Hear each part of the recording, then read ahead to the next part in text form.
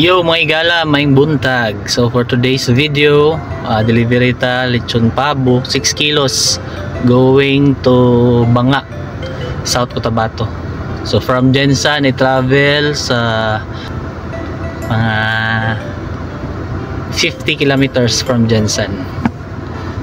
So yan lang, grind lang sa ating plan na o yung goal natin na makilala yung lechon pabo.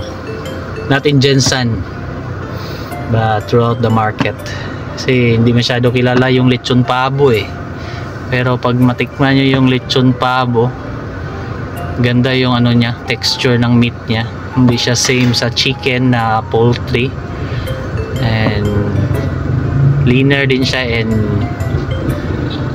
mas malambot kaysa sa native chicken. Mas malaki din siya compare sa age ng pag-grow. So tayo din pala ay nag-grow ng pabo, grow, then lechon pabo. So breed, hatch, mag-breed, palaki, grow, then lechon pabo. So that's it, ganyan lang.